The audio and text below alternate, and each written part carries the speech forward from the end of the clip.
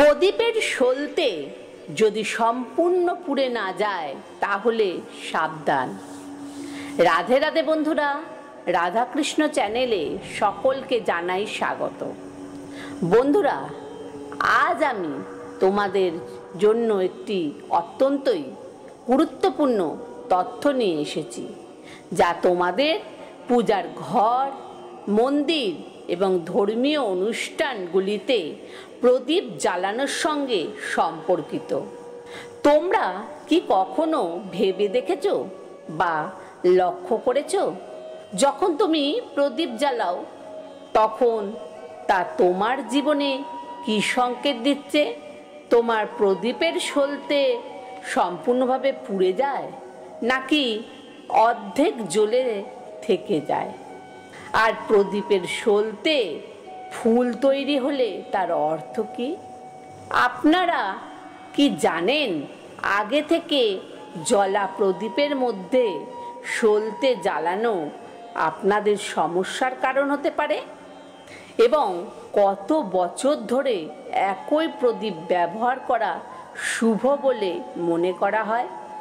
আজ আমরা এই সব রহস্যের উন্মোচন করব এবং জানব কিভাবে প্রদীপ তোমার জীবনে সুখ, সমৃদ্ধি বা বাধা বিপত্তি আনতে পারে।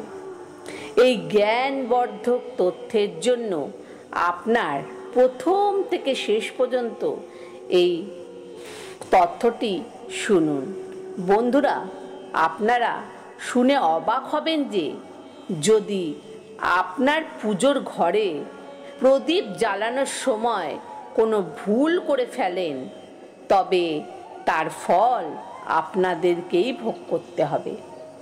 প্রদীপের সলতে সম্পূর্ণ পুড়ে যাওয়া বা কিছুটা অবশিষ্ট থাকা বিভিন্ন সংকেত দেয়, যা আমাদের জন্য জানা অত্যন্তই প্রয়োজন। এই সমস্ত বিষয় সম্পর্কে জানতে আমার তথ্য কথাটি সম্পূর্ণ শুনুন। আর হ্যাঁ বন্ধুরা, এই তথ্য কথাটি শুনে ভালো লাগলে অবশ্যই একটা লাইক করুন এবং শেয়ার করুন। আর আপনাদের সেবা দৃষ্টি চ্যানেলটিকে সাবস্ক্রাইব করুন, যাতে এমন মূল্যবান তথ্যকথা সবচেয়ে আগে আপনাদের কাছে পৌঁছে যায়। আর কমেন্ট বক্সে জয় মা লক্ষ্মী লিখতে ভুলবেন না। তাহলে চলুন মূল পর্বে যাওয়া যাক। বন্ধুরা, এই তথ্যকথাটি মেনে চলতে পারলে আপনাদের জীবন সফল হবে। এই তথ্যকথাটি শেষ পর্যন্ত শুনলে কোনো সমস্যার সম্মুখীন হতে হবে না।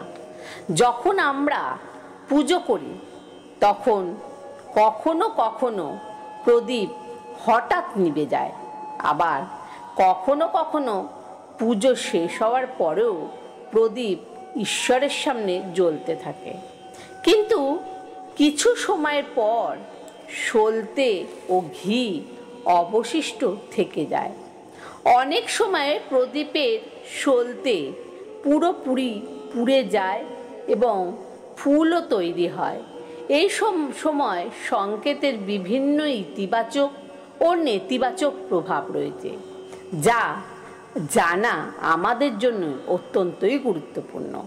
ফলাফল কি হতে পারে তাহলে প্রথমেই জানা যাক। যদি আপনাদের প্রদীপের সলতে ফুল তৈরি হয় তাহলে তার অর্থ কী? যদি আমাদের প্রদীপের সলতে ফুল তৈরি হয় তাহলে সরল অর্থ হলো ভগবান আমাদের প্রার্থনা গ্রহণ করেছেন এবং তিনি আমাদের পূজায় সন্তুষ্ট হয়েছেন। তিনি এই সংকেত আমাদের প্রদীপের সলতে তৈরি হওয়া ফুলের মাধ্যমেই দেন। যদি আপনাদের ঘরে দিব্যশক্তির উপস্থিতি থাকে এবং তারা আমাদের সঙ্গে সঙ্গে ঈশ্বরের পূজায় মনোযোগ দেয়, তাহলে প্রদীপের সলতে একাধিক ফুল তৈরি হয়। এমনকি কখনো কখনো এতে কোনো দেবতার আকৃতিও দেখা যায়। তাহলে আপনি খুবই সৌভাগ্যবান। প্রদীপ জ্বালানোর বিশেষ নিয়ম। প্রদীপ জ্বালানোর কিছু গুরুত্বপূর্ণ নিয়ম আপনাদের জানা উচিত।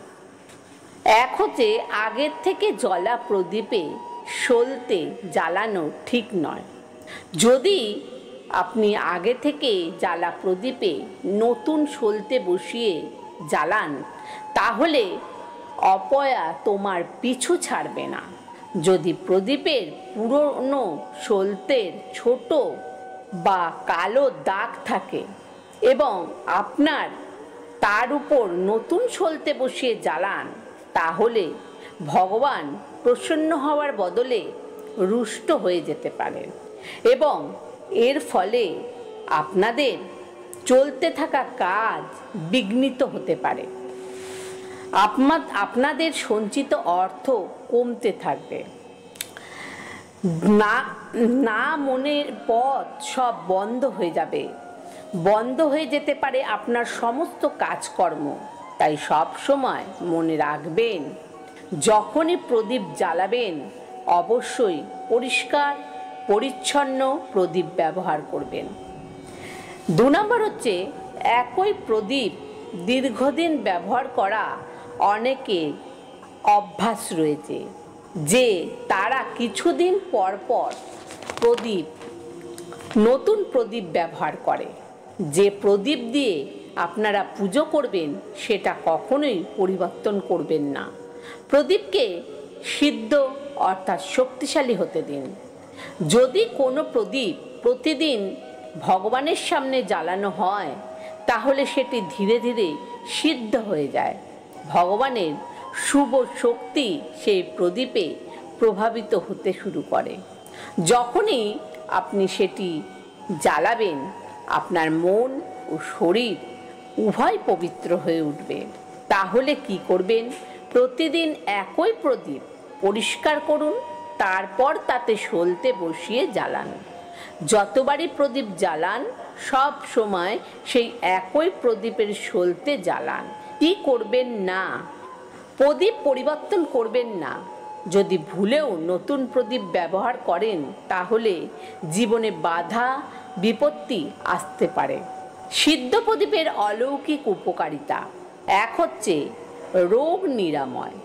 যদি আপনার বাড়িতে কেউ অসুস্থ থাকে বা বহুদিন ধরে জ্বর না কমে, তাহলে সেই প্রদীপ কিছুক্ষণ জল ভর্তি পাত্রে ডুবিয়ে রাখুন।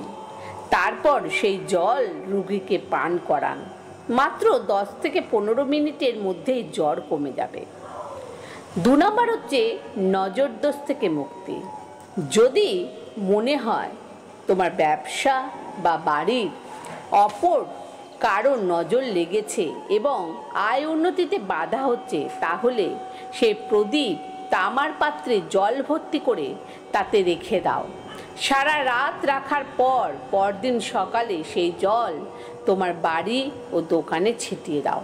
এর ফলে স্পষ্ট ফলাফল চোখে পড়বে। কারণ যখন কোনো বস্তু বারবার পুজোয় ব্যবহৃত হয়, তখন সেটি পবিত্র হয়ে যায় এবং ভগবানের শক্তি অর্জন করে। তাই কখনোই আপনাদের মন্দিরের প্রদীপ পরিবর্তন করার ভুল করবেন না। যদি আপনাদের মন্দিরের প্রদীপ ভেঙে যায়, তখনই কেবল সেটি বদলাতে পারেন। তবে সেই প্রদীপ কখনোই ফেলে দেবেন না, বরং সেটিকে আপনাদের ঘরে যত্ন সহকারে রেখে দিন। কারণ এটি ভগবানের ইতিবাচক শক্তি। প্রদীপের সলতে সম্পূর্ণ না পোড়ার প্রভাব এখন জেনে নিন। যদি প্রদীপের সলতে পুরোপুরি না পোড়ে এবং তার মধ্যে ঘি অবশিষ্ট থাকে, তবে তার কী ফল হতে পারে?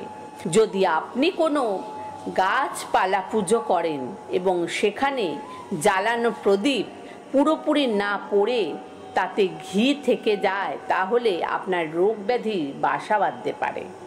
এই রোগ আপনাকে সহজে ছেড়ে যাবে না। তাই যখনই আপনি কোনো গাছপালা বা মন্দিরের বাইরে কোনো স্থানে পুজো করবেন, নিশ্চিত হন যে প্রদীপের সলতে যেন সম্পূর্ণ পুড়ে যায় এবং ঘি অবশিষ্ট না থাকে। এটি আপনার স্বাস্থ্য ও ও মঙ্গলের জনক হিসাবে জন্যই অত্যন্তই শুভ।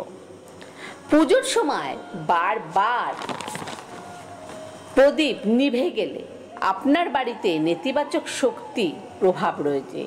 যদি ভগবানের কৃপা আপনাদের ঘরে প্রভাবিত হয় তাহলে এই নেতিবাচক শক্তির প্রভাব কমে যাবে। কিভাবে নেতিবাচক শক্তির প্রভাব দূর হবে? প্রদীপ জ্বালানোর আগে ভগবানের উদ্দেশ্যে প্রার্থনা করুন যাতে আপনার চারপাশের সমস্ত নেতিবাচক শক্তি দূর হয়ে যায়। সমস্ত নেতিবাচক শক্তি দূর হয়ে এবং ভগবানের কৃপা আপনার উপর বজায় থাকে। বন্ধুরা, আজ এই পর্যন্ত। তথ্যটি ভালো লাগলে লাইক করুন, কমেন্ট করুন আর কমেন্টে জয় মা লক্ষ্মী লিখতে ভুলবেন না। ধন্যবাদ।